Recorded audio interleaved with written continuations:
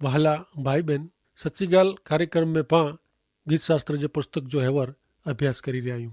अॼु पाण गीत शास्त्र जो पुस्तक तंहिंजो 43मो 44मो ने 45मो ई त्रोय अध्याय जी पाण ॾेईंदासीं। अचो पाण सुणो गीत शास्त्र पुस्तक तंहिंजो 43मो अध्याय ने तंहिंजी पहली ने ॿई कलम। हिते चवनि था कि हे देव मुंहिंजो न्याय कर, अधर्मी प्रजा भेरो मुंहिंजे पक्ष में ॻाल्हि कर, कपटी ने अन्यायी माण्हू मूंखे छोड़ा। कीअं कि हे देव तूं मुंहिंजो बर आहीं, तूं मूंखे कुलाए छिटो कयो आहे। दुश्मन जे ज़ुल्म जे कारण आऊं ॾुखी थी फिरां थो। हिन प्रार्थना में कवि अन्याय बूंढे माण्हू जे हथ में जा छुटकारे लाइ ईश्वर खे प्रार्थना करे थो।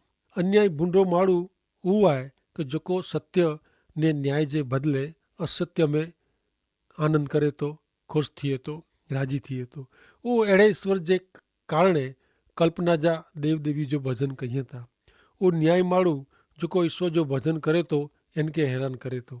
नेरियूं 43मो अध्याय जी 3 ने 4 कलम।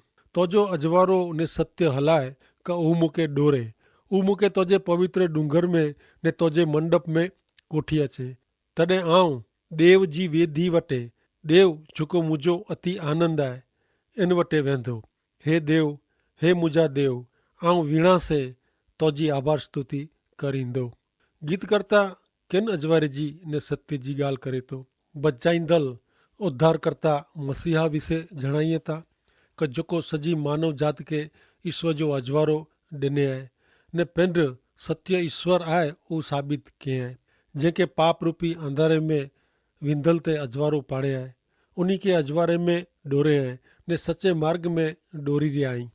वाला मित्र, आंखे अजवारे में प्रकाश में ने सचे मार्ग में हलायला मंगनि था। तंहिं लाइ उहे जणाईअ था कि आऊं दुनिया जो अजवारो आहियां। जेको मूं पुठियां अचे था, उन वटे जीवन जो अजवारो रहंदो ने उहो कॾहिं अंधारे में हलंदो न। योहान 8मो अध्याय ने 12वीं कलम प्रमाणे। अहिड़ी ज रीते योहान 14मो अध्याय ने 6 कलम में पण प्रभु यीशु ख्रिस्त सत्य प्रकाश आहे, प्रभु यीशु ख्रिस्त जीवन दाता आई, इन विषय पण जणाए में आयो आहे। मित्र, हाणे पाण गीत शास्त्र जे 44में अध्याय जी शुरूआत कयूं। तो सुणो गीत शास्त्र जो पुस्तक 44मो अध्याय ने तंहिंजी पहली ने 2 कलम। हिते चवनि था कि हे देव, कमु जेको असांजे परॾाॾा वरॾाॾे जे टाइम में एतिरे झूने कार में तूं जेको केवे, इन विषय उन असांखे चयो हुयो। उहो असांखे कने सोयो हुयो। तूं तुंहिंजे हथे विदेशीअ खे हकली कढे ने हुते उन खे वसाए वे। तूं लोक ते डोक हलाई ने उन खे हकली कढे। ईश्वर यहूदीअ खे जीअं भूतकाल में झूने समय में मदद कयो ने ग़ुलामगिरी में जा मुक्त कयो, अहिड़ी ज रीते भविष्य जा मुश्किल भरिया संजोग ने ख़राब टाइम में जा पण छोड़ाईंदा। ईश्वर हिन इज़राइल प्रजा खे वचन जो देश ॾिनो ने ईश्वर जे पक्ष उभारंदल यहूदी लोक स्वर्गीय धाम में ईश्वर जी तैयारी करेल जॻह में हमेशह लाइ वसवाट कईंदा। कीअं का उन पंहिंजी तलवार से देश के कब्जे कयो न हो, वरी उन पंहिंजे हथ से पंहिंजो बचाव कयो न हो, पण तुंहिंजे जमणे हथे तुंहिंजे हथे ने तुंहिंजे मुंहं जे अजवारे से उन खे बचाए वे। एतिरे लाइ कि तूं उन ते प्रसन्न वे। हे देव, तूं मुंहिंजो राजा आहीं, याकूब लाइ तारण फरमा। तुंहिंजी मदद से असीं असांजे दुश्मन खे हाराईंदासीं। तुंहिंजे नां से असां विरुद्ध थींदल खे कचरी विझबो।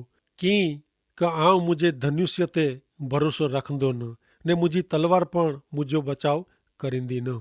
गीतकर्ता ईश्वर खे मिणी ॻाल्हिए मान ॾे थो। उहो क़बूल करे थो कि मात्र ईश्वर ज उन खे दुश्मन जे हथ में जा छोड़ाईने जीत ॾेरायो आहियूं। ईश्वर उन जा राजा आहीं ने ईश्वर ज मात्र बचाईंदल मुक्तिदाता आहीं। प्रिय मित्र, हिन वचन खे ऐं अॼे जीवन में तॾहिं ज सफल करे सघो जॾहिं ऐं मुक्तिदाता प्रभु यीशु ख्रिस्त ते पूरो विश्वास करीने अंजो सॼो जीवन उन जे बरू खे हथ में सौंपियो था। प्रभु यीशु ख्रिस्त तव्हांखे अचे वारे वॾे ॾुख का मुश्किल में जा ने मांदगी में जा का समस्या में जा छोड़ाईंदा, उहा खे छॾी ॾींदा न। गीत शास्त्र 44मो अध्याय ने 7 थी 14 कलम सुधी नेरियूं। पर तूं असांखे असांजे दुश्मन नूं बचाया आहे। तूं असांजे शत्रु खे शरमाए विधे आहे। सॼो ॾींहुं असीं देव जी मदद लाइ वॾाई कई आहे। असीं हमेशह तुंहिंजे नां जी आभार स्तुति करी वियो, पर हाणे तूं असांखे परियां कया आहे ने फजेद कया आहे ने असांजे लश्कर भेरो तूं ॿाहिरां अचे नथो। तूं दुश्मन सामे असांखे पोठो फेराईं थो ने असांजा दुश्मन असांखे पंहिंजी मर्ज़ी प्रमाणे लूटीअ था। कपे जे घेटे वारे जी तूं असांखे ॾेई ॾिने आहे ने विदेशीअ में असांखे विखेरी विधे आहे। तूं तुंहिंजे लोक खे मफ़त विकी ॾिए थो ने उन जी क़ीमत से तोखे कीअं लाभ थिए नथो। तूं असांखे असांजे पड़ोसी वटि मेणा जहिड़ा ने आजू बाजू रौंदल वटि तिरस्कार ने मस्करी जहिड़ा कईं थो। तूं असांखे विदेशीअ में कहाणी जहिड़ा ने लोक में मथा हलाए जो कारण रूप बनाईं थो। कलम 7 ने 8 दुश्मन जी जीत विषय ने इन जी ख़ुशी विषय जणे में आयो आहे, पण कलम 9 थी 14 में पंहिंजी अदम अवस्था ने अपमान हार निंदा पात्र थियली हालत विषय जणाए में आयो आहे। गीत शास्त्र 44 15 थी 19। सॼो ॾींहुं मूं वटां मुंहिंजो अपमान खिसे नथो ने मुंहिंजो मोह फजेती से मूंखे ढकी विधे आहे। निंदा ने दुर्भाषण से ने दुश्मन ने वेरी वारिंदल जी दृष्टि जे कारणे अहिड़ो थिए थो। ही मिड़े असां ते अची पियो आहे, तोय असीं तोखे भुली विया नहियूं ने तुंहिंजे करार में असीं निमक हरार थिया नहियूं। असांजो हृदय पाछो हटी वियो न आहे ने असांजा पग तुंहिंजी वाट में जा ॿिए मार्गे वरिया नहीं। त पण तूं सियाल जी जॻह में असांखे कचरे आहे ने मौत जी छाया से असांखे ढकी विधे आहे। हिते अपमान फजेती निंदा दुर्भाषण वग़ैरह शब्द से गीत करता पंहिंजे लोक जी ख़राब हालत विषय ईश्वर खे जणाए थो। 17 ने 18 कलम में पंहिंजा अॾकता विषय जणाए थो। प्रिय मित्र, ही आहे ईश्वर परायणता। ईश्वर पर जी भक्ति ने विश्वास। कपिड़े भयंकर टाइम में जॾहिं मेड़े ज लोग अन्याय करे में ईश्वर नूं छेटा थी वञे, ईश्वर खे ॾुख पहुचाईं अहिड़ो जीवन जीवे, तॾहिं ईश्वर ते विश्वास करींदड़ व्यक्ति ईश्वर जा वचन ईश्वर खे आधीन रखे में निष्फल निवड़े नथा।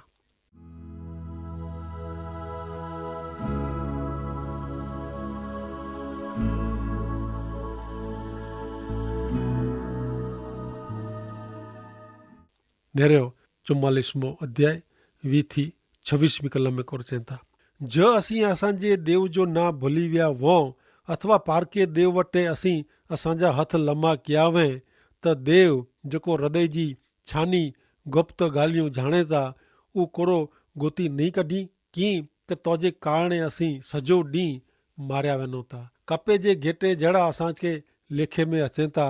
हे प्रभु, तूं जाग, तूं कुलाए सुम्ही रहे थो। उथी ने असांखे हमेशह लाइ छिटा न रख। तूं तुंहिंजो मोह कुलाए ढकीअ थो ने असांजो संकट ने सतावणी कुलाए भुली वञे थो। कीअं कि असांजो जीव ज़मीन सुधी नमी वियो आहे। असीं पेट ॾसड़ींदड़ थिया आहियूं ने तूं असांखे मदद करे ला उथी ने तुंहिंजी कृपा से असांखे छुड़ाए गिन। गीतकर्ता पंहिंजी संकट वारी सताए जहिड़ी स्थिति में ईश्वर पर जी प्रमाणिकता खे निभाए रखे थो। ईश्वर मथां विश्वास ॾगी वञे अहिड़ी हालत थी वई वे छतां उहो प्रभु खे विनंती करे थो, हे प्रभु, असांजी हालत मरे जहिड़ी थी वई आहे ऐं असांखे बचायो। मित्र, यहूदीअ ते अचे वारे संकट में ईश्वर खे आजी जी विनंती कहिड़ी पवंदी। उन खे ईश्वर पुत्र प्रभु यीशु ख्रिस्त ते विश्वास न करीने उन खे क्रूस ते जड़ी ॾिनो, पण हू ईश्वर पुत्र वाह तंहिंला उन सॼे मानव जात जे उद्धार लाइ पाप ॾन भरीने 3 ॾींहं सजीवन थिया। मित्र, हाणे पां गीत शास्त्र जे 45वें अध्याय में प्रवेश कयूं था। गीत शास्त्र जो 45मो अध्याय ने तंहिंजी पहली ने 2 कलम नेरियूं। मुंहिंजो हृदय उत्तम बाबत से उभराए वञे थो। कविता जेको आऊं राजा लाइ लिखी आहे उहो आऊं ॿोलां थो। मुंहिंजी जब लेखक जी कलम जहिड़ी बरूकी आहे। तूं माण्हू करता खासो आहीं, तुंहिंजो मोह कृपा से भरियलु आहे। तंहिंला देव तोखे हमेश जो आशीर्वाद ॾिनो हुयो। मित्र, ही त ख़ासी कविता आहे कि कंहिंजे बारे में लिखे में आई आहे। उहो राजा ने मनुष्य करता खासो व्यक्ति केरु आहे जंहिंजा होठ कृपा से भरेला आहीं, जेको ईश्वर वटा हमेशा आशीर्वादित थींदल केर है।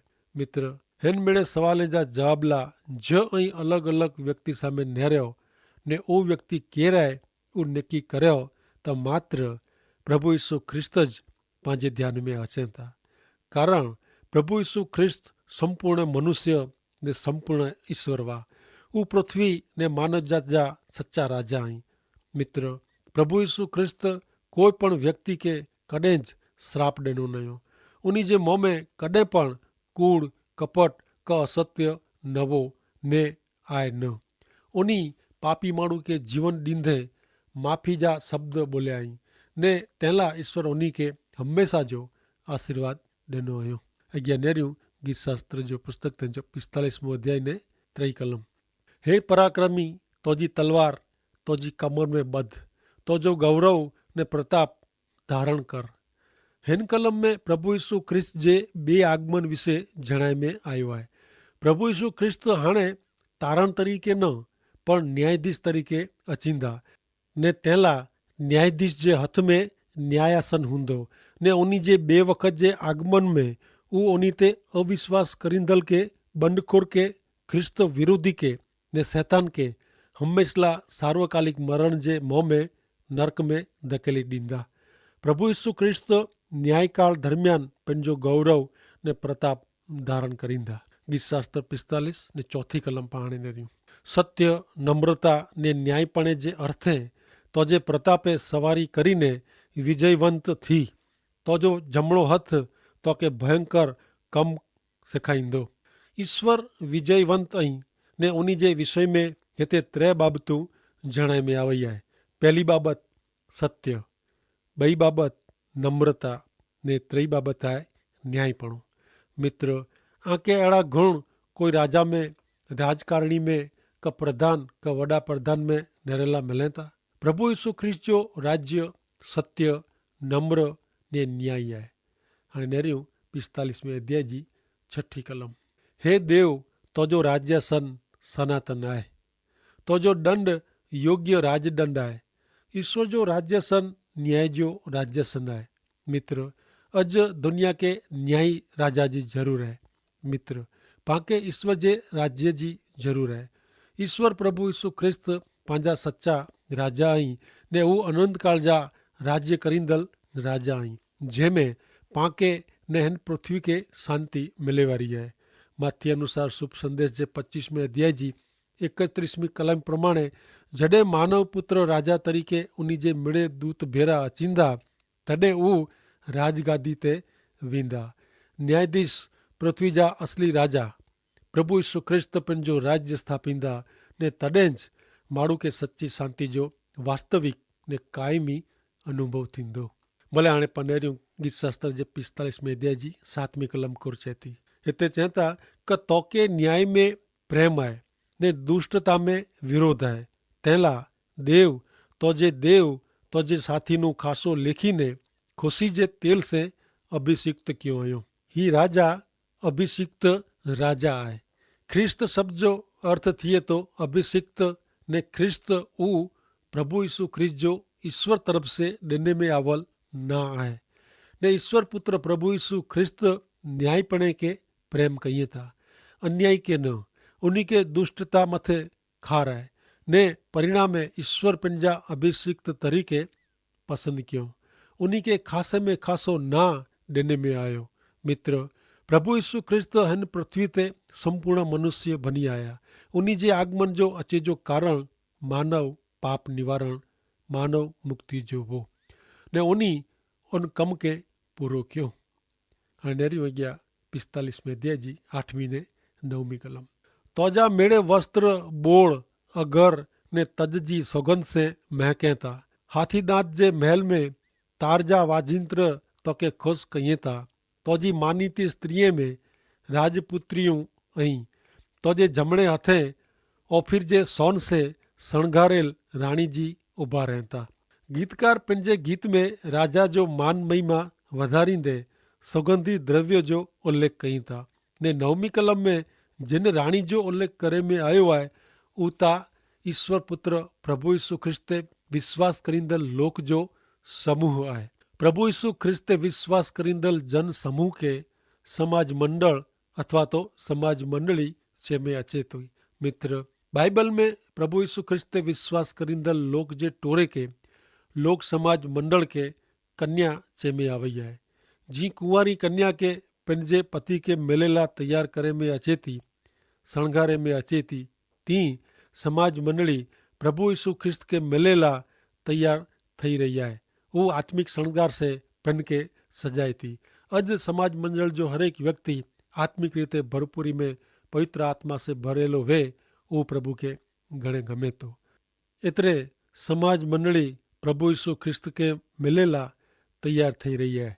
मित्र, ईश्वर पुत्र प्रभु यीशु ख्रिस्त के मिलेला अहीं हमेशा तैयार रहो ने उन्हीं जे फेरी थी अचे जे टेम जी वाट नेरियो। अड़ी ईश्वर जी इच्छा है। भले हाणे पाण अॻियां नेरियूं गीत शास्त्र जे 45वें अध्याय जी 10 થી 17 कलम। हे दीकरी सोण, विचार कर ने कन धर, वरी तोजे लोक के ने तोजे पिता जे घर के बोली वन। राजा तोजे रूप ते मोहित थींदा, ऊ तोजो धणी है, तंहिंला तू इनजी सेवा भक्ति कर। तूर जी छोकरी नजराणो भेट खणी ने होते अचींदी ने साहूकार लोग पण तोजी कृपा जे कारणे आजीजी करींदा। राजपुत्री जनान खाने में संपूर्ण गौरववान आहे। इनजा वस्त्र जरी जाई, बूटीअ वारा वस्त्र पहिरीने इनके राजा वटे कोठीअ चींदा। इनजी बेनपणियूं जोको इन पुठियां हलें थियूं, ऊ कुमारीअ के तो वटे कोठीअ चींदा। खोसी मजा में तो वटे कोठीअ चींदा। ऊ राजमहल में प्रवेश करींदा, तोजे पितरुए जे ठिकाणे तोजा छोकरा अचींदा। उन्हीं के तू मिणी मथे सरदार ठहराईने।